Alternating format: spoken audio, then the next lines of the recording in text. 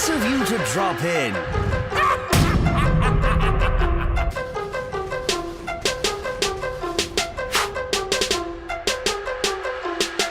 Hello people, I'm the Earl Comic Book Gamer. Today I'm going to be counting down my top 5 favorite DC animated movies. Now, I was asked to do this, but when I was asked, I was like, hey, why not just do top 5 anime movies? Why DC? And then I quickly remembered, oh yeah, it's because Marvel makes crap animated movies. And when I was counting down my list, just everything was DC anyway. So yeah, here's my top 5 favorite animated DC movies.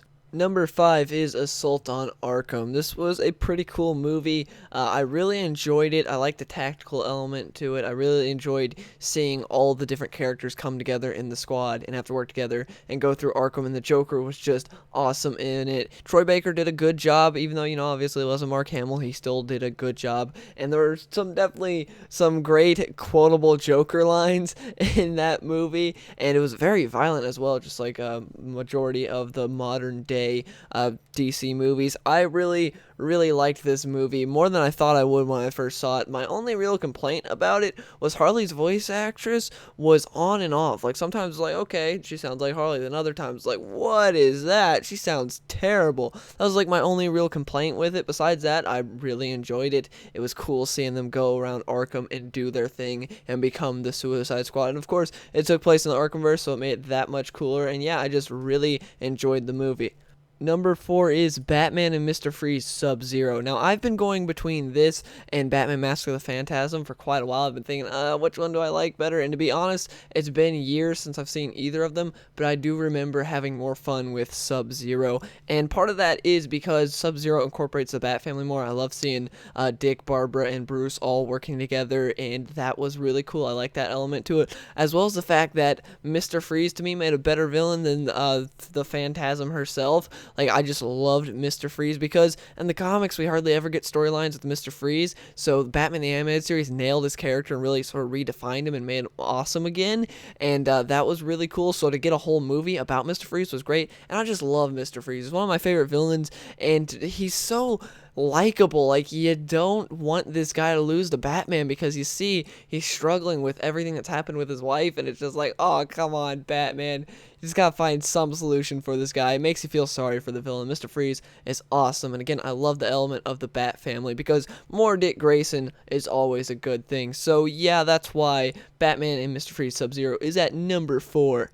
Number 3 is Green Lantern First Flight. Now, this isn't very close to the comics, but as a movie, it is a great Green Lantern movie. They sort of dilly-dally in what they want to, choose from the comics and what they don't, but overall, it's a great Green Lantern movie. It's very violent, again, not Suicide Squad, like Assault on Arkham. It's very violent, especially because, Assault on Arkham, that's in Gotham, Batman and everything. You're expecting violence. Green Lantern, you're not expecting that, but it is really violent. It's great. The voice acting is superb, especially for Sinestro.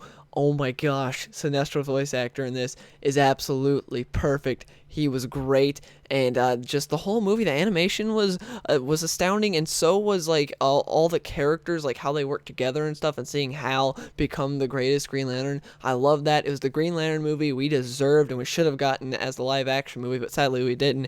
And not a whole lot of people have actually seen Green Lantern First Flight. It's one of the lesser known DC animated movies, and it shouldn't be. It's a great movie. I really love this movie, and it's got a lot of cool action, a cool story, and again, it's not too comic accurate, but it's still a very enjoyable and fun animated DC movie.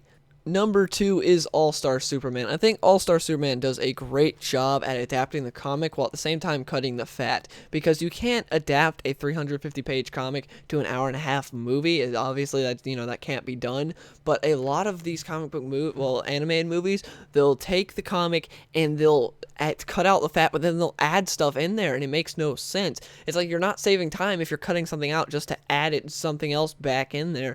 It makes no sense, but in this, they didn't do that. They cut stuff out that made sense. For instance, the whole part where Jimmy Olsen turns into Doomsday, that whole part is scrapped from the movie, which made sense because that would have been really hard to explain to a movie-going audience. I like that they do that. There was one part that was cut out that I wish they would have kept in, which was the part where Superman helps the girl that was going to commit suicide. I don't think that's in the movie. It's been a couple months since I've seen this, but I don't remember that in the movie. The animation perfect, just like Frank Quitely's art. It's great. I love that. Lex Luthor is the best Lex Luthor voice actor in my opinion. I love Clancy Brown just as much as the next guy, but Clancy Brown gets too angry for me. Like he's not this calm, cool, and collective billionaire. He's just this angry guy. He's angry all the time, to where the voice actor in All-Star Superman was the calm Lex Luthor that could get angry at the same time, and I loved that. He was great. Him and Clark, when they were talking, when he was giving the tour of the prison, it was just like watching the comic, and I loved that. The voice acting was great, and All-Star Superman, one of my favorite comic books of all time, and this is my second favorite animated movie of, well, not anime movie, animated superhero movie of all time. It's fantastic. If you have not seen it, you should. It's just great all around in every department. It just hits everything. Number 1 is Batman Under the Red Hood. Now, a lot of you probably saw this coming, and that's for good reason. This movie is fantastic. I'm going to get my one gripe out of the way with this movie first, though. And my gripe is the fact that they did what I was complaining about with some other comic book movies do when I was talking about All-Star Superman, and that is that they took something out just to add something completely new back in. It made no sense. It didn't save time. It was stupid. And that's the part where they're like, hey, Ra's al Ghul went over to this other country and he hired Joker to distract Batman and Robin. And so during that, that's when Jason died and everything. But in the comic, what happened was Jason was trying to track down his mother. He had finally found her. She led him to the warehouse and everything, and then Joker betrayed her, and Jason and his mother both died. I don't know why they couldn't have just said that. It took just as much time to say, hey, Ra's al Ghul was over here doing this stuff and he hired the Joker. It made no sense why they couldn't just say, hey, Jason found his biological mother and he was tracking her down. Then it turns out she was working for Joker and stuff, and then everyone died. It was like, why didn't it take, why would you replace that? It made no sense to me. And also to me, it would have added more intenseness to the fact that Jason and his mother died, and his mother was a very bad person too. So I just think that would have added more to the movie. But besides that, this movie is fantastic. The voice acting, just look at the cast. Neil Patrick Harris as Nightwing, perfect. He's great as Nightwing. He just kills it. Bruce Greenwood as Batman. To me, Kevin Conroy is number 1 as Batman, and Bruce Greenwood is number 2. If you can't get Kevin Conroy, Bruce Greenwood is a suitable replacement. He's fantastic. The guy nails it. He's great. He played him in Young Justice as well, and I love him as Batman. And then you have Jensen Ackles as Red Hood. The guy just does a great job. You can feel the emotion between these Batman and Red Hood when they're talking to each other.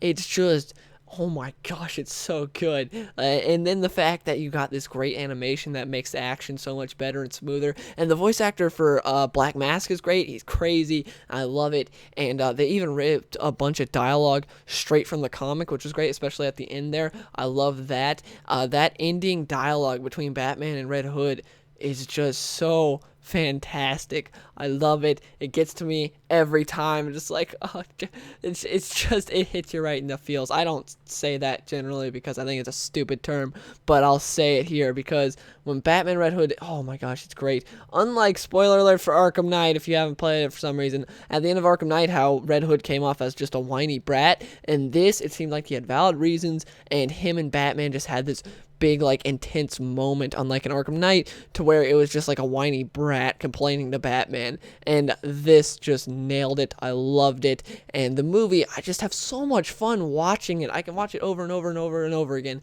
and I really hope we get more anime DC movies like that, unlike the current ones we're getting that really suck. Anyways, those are my top 5 favorite animated DC movies, animated superhero movies of all time. Please let me know in the comments below what are your guys's, and if you enjoyed this video, please give it a like. I